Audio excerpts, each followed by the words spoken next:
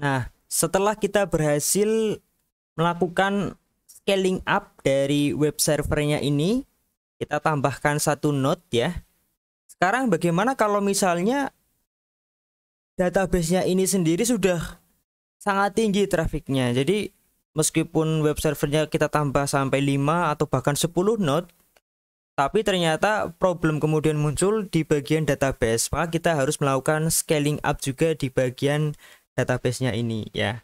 Nah, di database Digital Ocean ini kita ada dua pilihan. Kita bisa membuat slave-nya atau budak dari database masternya, atau kita bisa bikin read only database namanya ya, read only database. Kalau ini saya adalah versi yang gratis, versi yang starter plain. Kalau yang starter plain sepertinya dia tidak bisa menambah ya di sini, cluster configurasinya tidak bisa ditambah. Dia hanya bisa nambah naik ke pro ya. Kalau kita sudah pakai yang pro plan, ini bisa ditambah sampai dengan 3 kali jumlah cluster configurasinya, bisa ditambah sampai 3 kali. Tapi karena ini hanya starter plain, jadi dia hanya dibatasi kita 1 kali ini contohnya ya. Kalau saya pilih yang pro plain, maka saya bisa nambah add standby node sampai dengan 2. Berarti nanti jumlah node-nya ada 3, satu yang master node dan 2 yang standby node. Tapi karena saya menggunakan yang starter plain, maka saya di sini tidak bisa menambahkan node berikutnya. Nah, teman-teman kalau mau nyoba yang menggunakan rencana pro plans ya, nanti bisa gampang sekali, tinggal kita klik add standby node, kita tambahkan berapa, maka otomatis nanti database ini akan memfork, akan menduplikasi dirinya menjadi 1 node tambahan atau 2 standby node. Kalau ada salah satu node yang mati, maka akan tercover oleh node yang lain. Dan inilah yang tadi di depan video ini saya sampaikan, bahwa kenapa kita menggunakan manage database, karena kita tidak perlu repot-repot ngurusin soal konsistensi database. Kita tidak perlu ngurusin repot-repot soal config MySQL-nya yang mungkin akan sangat merepotkan ya, terutama konsistensi database dan backup database, karena di manage database ini datanya akan selalu di backup. Kira-kira begitu. Jadi silahkan bisa dicoba yang ini. Nah, di video kali ini saya hanya akan mencontohkan bagaimana kalau misalnya kita buat read only node. Jadi kita akan menambahkan database di mana database itu hanya bisa digunakan untuk membaca file, tapi tidak bisa untuk menuliskan ya. Fungsi dari database ada 2, read dan write ya. Kalau yang primary tadi, yang master ini, dia bisa 2 fungsi sekaligus, read dan write data sekaligus. Kalau yang read only berarti dia hanya bisa membaca. Dan ini adalah salah satu strategi supaya kita itu tidak mengalami bottleneck di database. Jadi kita harus membagi database ini, ada database yang khusus untuk membaca data saja dan ada database yang khusus digunakan untuk menuliskan data, sehingga nanti penggunanya akan jauh lebih efektif dan lebih cepat sekali ya. Pengalaman saya untuk penggunaan write ini cukup sampai tambahan 3 node itu ternyata kebutuhannya nggak sampai 30% pemakaian CPU, jadi sangat ringan sekali. Sedangkan untuk yang read only ini saya tambahkan sampai berbanyak node, bahkan saya tambahkan sampai 5 node kadang-kadang, karena memang ternyata secara praktek kebutuhan di lapangan itu lebih banyak untuk membaca data dibandingkan untuk menuliskan. Oke, sekarang di sini saya akan contohkan, saya akan menambahkan read only node di Singapore Center ya. Kemudian starter plain $15. Oke, ini biarkan saja namanya. Karena read only node ini bisa kita tambahkan sewaktu-waktu dan bisa kita hapus waktu-waktu. Cuman di sini ketika proses create-nya agak lumayan lama ya. Dia prosesnya mungkin agak sekitar 10 menit. Kita tunggu saja. Nah, sambil kita menunggu, kita sekaligus melakukan konfigurasi saja. Jadi ada konfigurasi tambahan yang harus kita edit di config.php masing-masing server Moodle ini, baik yang primary maupun yang node 1, kita harus tambahkan config tambahan ya. Config tambahannya kira-kira seperti ini ya. Jadi kita nambahkan hostnya dan sebagainya. Sebentar, saya coba. Kita harus nambahkan hostnya dan sebagainya ya. Kita coba cari di Moodle, read di Google, read only node database for Moodle ya. Di sini sudah ada config-nya. Sebenarnya ada di bagian dis, config dis ya. Di situ sudah lengkap sekali sebetulnya. Coba Moodle GitHub. Oke, terus kemudian cari file config dis config. Nah, ini. Terus kita cari read only. Nah, konfigurasinya persis seperti ini. Konfigurasinya sama persis seperti ini. Di bagian db option array kita nanti tambahkan read only ya. Kita coba sekarang. Untuk yang primary dulu kita akan tambahkan pconfig.php di bagian db option ini ya, di bagian db collation kita akan tambahkan read only node ya. Kita akan tambahkan read only node. Terus kemudian read only sama dengan, nah ini harus coding manual ya. Ini kita buatkan 2 sekaligus, enter. Terus kemudian di sini kita akan nambahkan instances-nya. Nah, kita bisa menggunakan yang seperti ini ya. db host, db port, terus koma dan sebagainya. Jadi saya akan pakai yang ini saja, sepertinya lebih sederhana. Read only, kemudian kita tambahkan lagi instance. Jadi ya ini saya kasih spasi agak menjorok ke dalam ya. Instance-nya sama dengan ini, terus kemudian set db host sama dengan, nanti kita tambahkan db hostnya belum ada, terus db portnya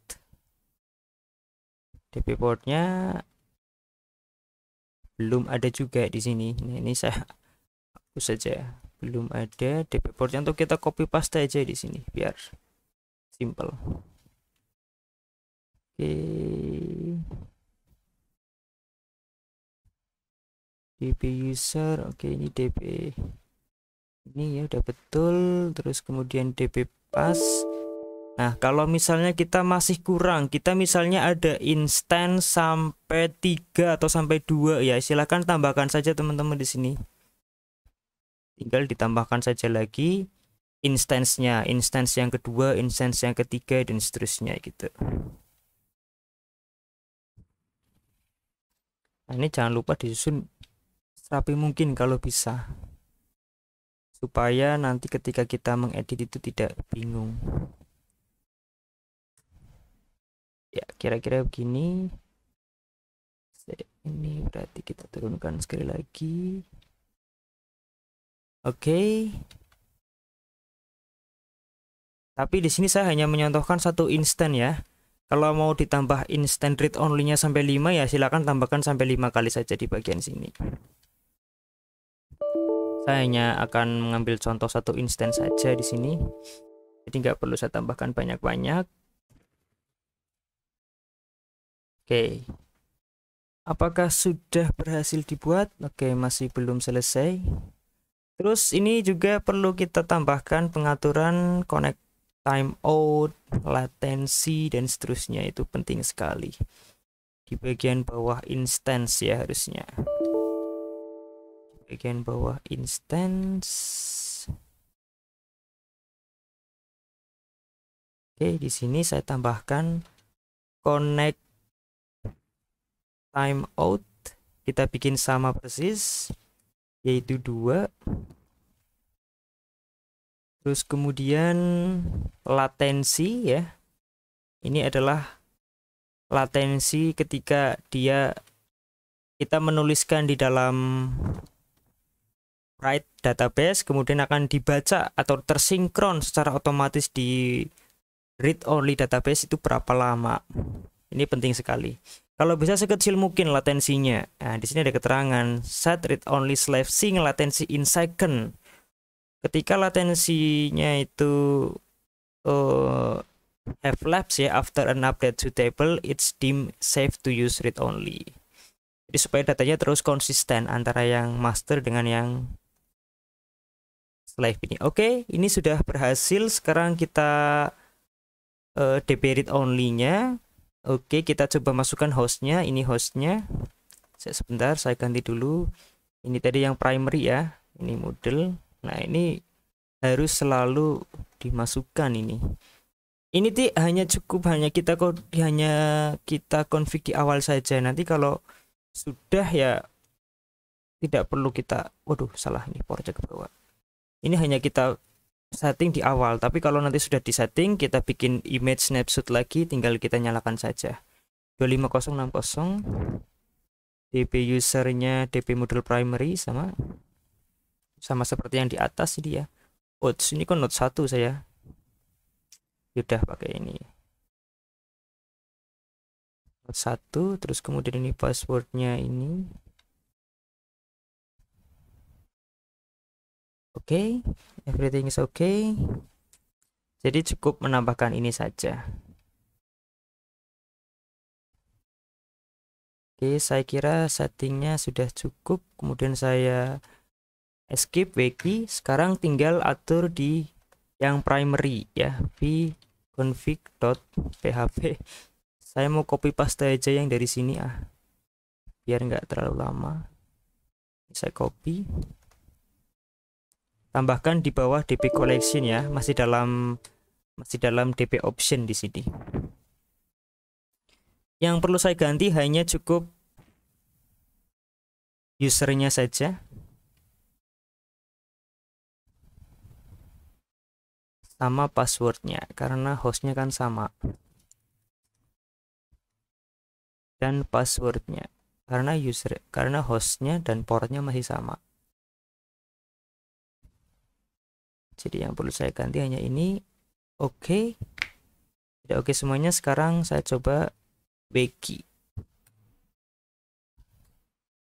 Oke, kita coba akses lagi menggunakan load balancernya ini. Nah, kenapa nggak jalan? Apakah ada yang salah konfigurasinya? This page is not working. Ya, sepertinya ada kendala.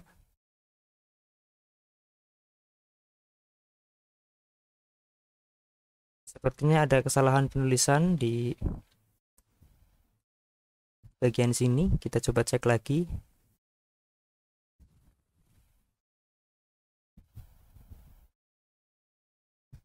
Kita compare dengan yang di sini ya.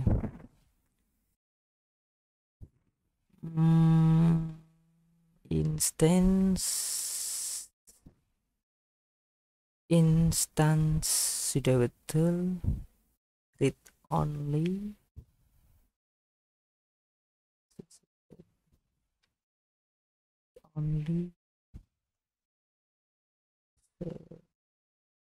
Oke, ini harus tambahkan koma. Atau bukan hanya itu. Sekarang saya coba tambahkan koma di sini. Sekarang kita cek lagi. Oke, masih belum running dia. DPRO nya sorry, ini saya bikin ke divisi ya. Coba saya ulangi di bagian sini.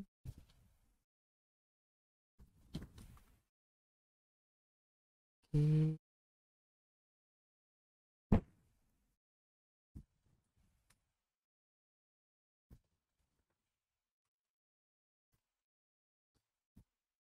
DB hostnya harusnya masih sama.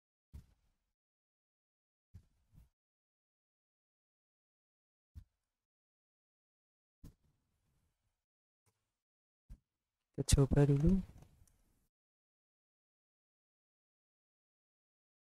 Ya, dua-duanya ternyata tidak bisa untuk diakses. Adakah kesalahan di mana? Kita cek dulu. Lockdown queriesnya, connection waiting, ya dia belum ada query, artinya belum terkoneksi. Trusted source-nya sudah. Oke.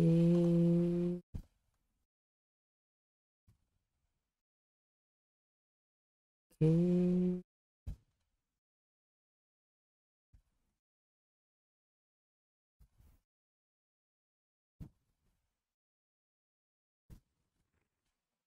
Coba cek lagi.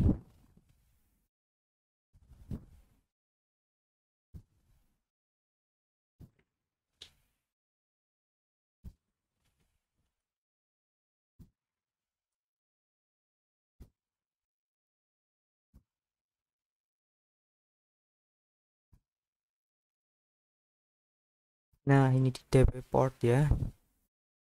Ada kesalahan penulisan di DB port. Jadi di sini dia harusnya nggak perlu pakai koma. Oke, ketemu satu ini. Berarti di sini juga harusnya sama. Ya, betul sekali. DB portnya ada koma di sini. Apakah sekarang sudah bisa jalan? Oke, ya teridentifikasi kita salahnya di mana. Sekarang kita sudah bisa masuk. Nah, load balancer-nya biarin aja karena dia harus cek help-nya lagi dulu. Nah, di sini kita coba lihat di bagian dashboard, kita punya database primary dan juga read only. Nah, ini kalau misalnya kita suatu waktu ternyata butuh scale up, scale down, ya tinggal di destroy aja. Terus kemudian kita tambahkan lagi read only seperti tadi, tanpa perlu kita rubah config-nya. Loh, ini di config ada read only bla bla bla seperti ini, tapi ternyata instance-nya nggak ada karena kita destroy, gimana? Tidak masalah ya. Jadi kode ini hanya akan bekerja kalau instance read only-nya itu ada. Tapi kalau tidak ada read only-nya, ya dia otomatis akan membaca ke database yang utama. Jadi tidak ada kendala seperti itu. Nah, setelah kita berhasil menambahkan read only node, jangan lupa juga dicek ya di bagian logs and queries apakah betul sudah terkoneksi dengan read only node-nya. Ciri-cirinya kalau sudah terkoneksi maka di sini akan muncul query-nya ya. Oke, di sini sudah muncul query-nya, di sini sudah muncul bahwa ada query set session dan sebagainya, ada query select from module dan sebagainya. Ini artinya sudah bisa jalan. Artinya database-nya sudah dibagi menjadi yang read only dan juga master. Untuk membaca-baca data ke database nanti akan menuju ke host read only, sedangkan untuk menulis-nulis data akan masuk ke dalam master database-nya yang di sini, sehingga nanti pembagian membaca dan menulis data akan semakin lebih cepat. Sekarang coba kalau kita hapus misalnya read only database-nya ini, read only-nya langsung saja saya hapus, saya destroy ya, apakah nanti akan berdampak kepada website modulnya ini? Kita sambil refresh ya, coba ya. Ya, tidak ada masalah ya. Nah, ini sudah selesai tadi proses menghapusnya, cepat sekali dibandingkan proses membuatnya, dan tidak terjadi masalah apapun. Jadi konfigurasi yang tadi sudah kita buat tidak perlu dihapus lagi, ditambah lagi, dihapus lagi. Jadi kita cukup melakukan konfigurasinya sekali saja, maka nanti secara otomatis kita akan bisa menggunakan fitur tersebut. Kira-kira demikian.